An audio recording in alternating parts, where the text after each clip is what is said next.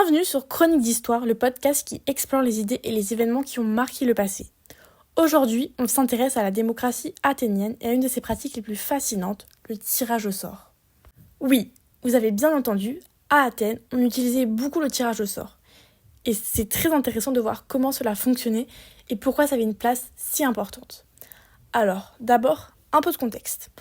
On est dans l'Athènes antique, 5e siècle avant Jésus-Christ. Une époque où la démocratie était bien différente de celle qu'on connaît aujourd'hui. Pas de président ou de député élus comme maintenant. Les citoyens, enfin seulement les hommes libres, parce que les femmes, les esclaves et les étrangers, qu'on appelait les métèques, étaient exclus. Donc uniquement les citoyens participaient directement à la politique. Et pour éviter que le pouvoir se concentre entre les mains de quelqu'un, ils avaient cette idée géniale, utiliser le tirage au sort. Concrètement, le tirage au sort servait à désigner des citoyens pour des postes importants, comme membre de la Boulée, un conseil qui préparait les lois, ou pour être juge dans les tribunaux. Pourquoi tirer au sort ? Parce que pour les Athéniens, c'était le moyen le plus égalitaire de donner à chacun une chance de participer.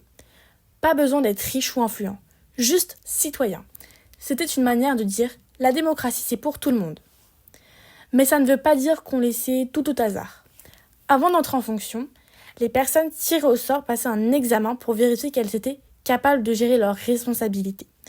Et si elles faisaient n'importe quoi, elles risquaient des sanctions. Bref, il y avait des contrôles pour éviter les abus. Le tirage au sort jouait donc un rôle clé dans la démocratie athénienne.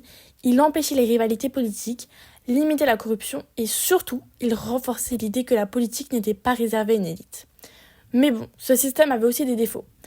Par exemple, certains postes très techniques, comme les généraux, que l'on appelait les stratèges, n'étaient pas tirés au sort, parce que ça aurait été trop risqué de confier ça à n'importe qui.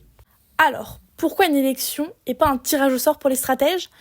Parce que leur rôle demandait des compétences spécifiques, comme l'expérience militaire, la capacité à diriger une armée ou à négocier avec d'autres cités. On ne voulait donc pas laisser ça au hasard, vu que leur travail pouvait décider du sort d'Athènes en temps de guerre. Pour revenir au tirage au sort, même s'il donnait une chance à tous les citoyens, il excluait beaucoup de monde, comme les femmes, les esclaves et les métèques, comme dit juste avant. Alors, est-ce qu'on pourrait imaginer un retour du tirage au sort aujourd'hui ? Certains pensent que oui, pour renouveler la démocratie et redonner la parole aux citoyens. Mais d'autres trouvent que c'est trop risqué dans nos sociétés modernes où les décisions sont bien plus complexes. En tout cas, le tirage au sort reste une idée fascinante, un vrai symbole de la démocratie athénienne. Merci de m'avoir écouté et à bientôt pour un prochain podcast.